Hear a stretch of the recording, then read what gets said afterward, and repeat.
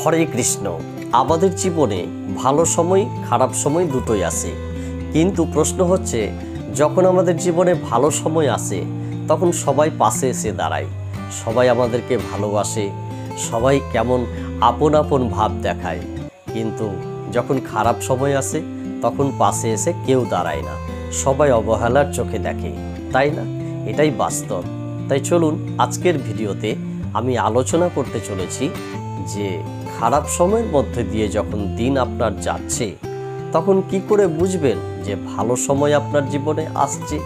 চলুন এই সম্পর্কে একটি ভিডিও এর আগে আমি তৈরি করেছি, কিন্তু যে তথ্যগুলো সেই ভিডিওতে দিয়েছি আজকের পর্বে আমি সেই তথ্যগুলো নয়, নতুন কিছু তথ্য আপনাদের সামনে তুলে ধরছি। মোট 7টি সংকেতের কথা আমি বলবো। এই 7টি সংকেতের মধ্যে যদি আপনি কোনোটাও প্রায় দেখতে পান চোখের সামনে, তাহলে এটা ভরসা রাখবেন যে ভালো সময় অবশ্যই আপনার জীবনে আসছে, ভগবান আপনাকে সেটা ইঙ্গিত দিচ্ছে। তাই চলুন পর্বটি আমি এখানেই শুরু করব। তার পূর্বেই সকলের চরণে কোটি কোটি দণ্ডবত নিবেদন করছি এবং সঙ্গে থাকার অনুরোধ রেখে আজকের ভিডিও থেকে কতটা আপনি উপকৃত হচ্ছেন সে বিষয়ে আমাকে অবশ্যই মতামত দিয়ে জানাবেন যে ভিডিওটি কেমন লাগলো। হরে কৃষ্ণ। পর্বটি এখানেই শুরু করছি। 7টি সংকেতের মধ্যে প্রথম যে সংকেতটি, আপনি যখন আপনার খারাপ সময়ের মধ্য দিয়ে দিন যাবে তখন প্রায় মনে হবে আপনাকে, প্রায় কয়েকদিন ধরেই ধরুন আপনার মনে হচ্ছে যে আপনার মনে কেমন শান্তি শান্তি অনুভব করছেন, আপনি ভালো লাগছে, একটা ভালো ফিল করছেন আপনি, এটা মনে হবে। এটা কয়েকদিন ধরেই ঘটতে থাকবে। যে কয়েকদিন ধরে ঘটবে তখন মনে করবেন যে আপনার জীবনে ভালো সময় আসতে চলেছে। এবারে দ্বিতীয় যে ব্যাপারটি বলবো, দ্বিতীয় সংকেত, সেটি হচ্ছে হঠাৎ প্রায় দেখবেন, প্রায় দেখতে থাকবেন চোখের সামনে যে সাদা গরু, সাদা পাখি বা সাদা ফুল, তারপরে প্রজাপতি, যে কোনো বর্ণেরই হোক না কেন, যে কোনো রঙের প্রজাপতি যদি দেখেন, এই সমস্ত জিনিসগুলো দেখেন, তাহলে আপনি বুঝবেন আপনার ভালো সময় আসতে চলেছে, ঈশ্বর আপনাকে ইঙ্গিত দিচ্ছে, এটা বিশ্বাস করে রাখবেন। এবারে তৃতীয় যে সংকেতটি, সকালবেলা এবং বিকেলবেলা দুই সময়ই প্রায় কিছুদিন থেকেই আপনার সঙ্গে ঘটছে যে সকাল হলেই আপনি হয়তো রাস্তা দিয়ে বেরিয়ে মানে কোথাও যাচ্ছেন, তখন দেখছেন চোখের সামনে অনেকগুলো শালিক, মানে ময়না যাকে বলা হয়, সেগুলো যদি দেখেন, বা জোড়া শালিক যদি দেখেন সকালে এবং বিকেলে দুই সময়ই আপনার সঙ্গে ঘটছে এই ঘটনাটা, তাহলে অবশ্যই কিন্তু আপনার জীবনে ভালো সময় আসছে, এটা মনে করবেন।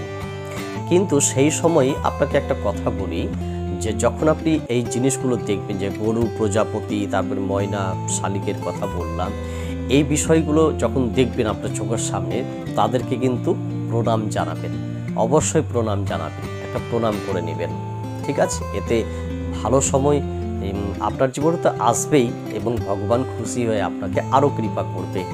হ্যাঁ, এই বিষয়টি মনে রাখবেন। তাই চলুন এবার চতুর্থ যে বিষয়টি আমি বলবো, যে দেখুন যে কাজগুলো আপনার জীবনে অমীমাংসিতভাবে ছিল, যে কাজগুলো আপনার অসম্পূর্ণ তাই পরিপূর্ণ ছিল, অসম্পূর্ণ ছিল কাজগুলি, সেই অসম্পূর্ণ কাজগুলি কেমনই যেন নিজে থেকেই সম্পূর্ণ হতে চলেছে। হঠাৎ মানে দেখবেন এই বিষয়টা আপনার সঙ্গে ঘটবে, তখন আপনি আশ্চর্য হয়ে যাবেন, তাই না? যে অসম্পূর্ণ কাজ যখন সম্পূর্ণ হতে যায় হঠাৎ করে, যেগুলো অসম্পূর্ণই থেকে গেছে, সম্পূর্ণ হওয়ার মানে করার এতই চেষ্টা করছিলাম কিন্তু হচ্ছিল না, সে কাজগুলি মানে অটোমেটিক্যালি আপনার ঘটতে চলেছে, জীবনে সম্পূর্ণ হতে চলেছে সেই কাজ, তখন কিন্তু বুঝবেন ভালো সময় আপনার জীবনে অবশ্যই আসছে।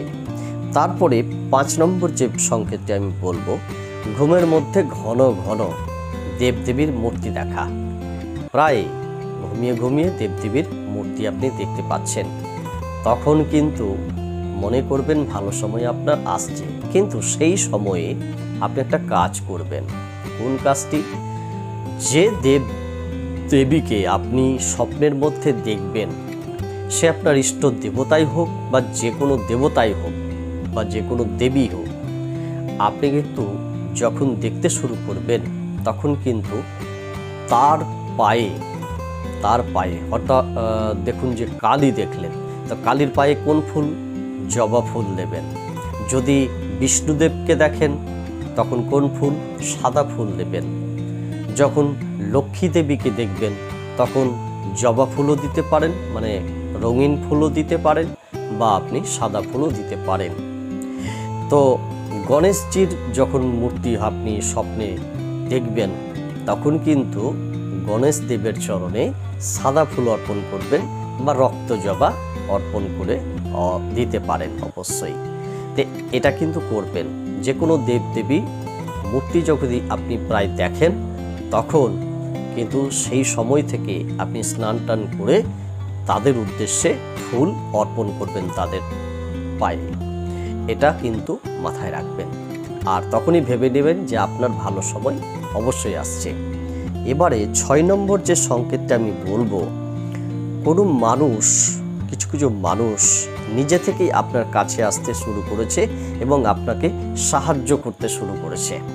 যারা আপনাকে অবহেলার চোখে দেখছিল তারাই আপনাকে এসে সান্ত্বনা দিচ্ছে, আর তারাই এসে আপনাকে উপকার করছে, আপনাকে কিছু সাহায্য করছে। তখন বুঝবেন যে ঈশ্বরই করাচ্ছেন এবং ভালো সময় যে আসছে এটা ঈশ্বর আমাকে ইঙ্গিত দিচ্ছে। এটা ভেবে রাখবেন, ঠিক আছে?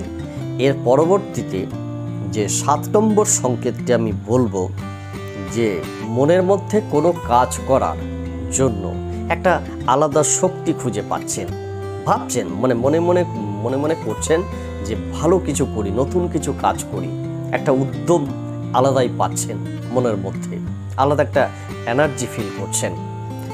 মনে রাখবেন আপনার দিন শুভ হতে চলেছে, ভালো সময় আপনার জীবনে খুব শিগগিরই আসতে চলেছে।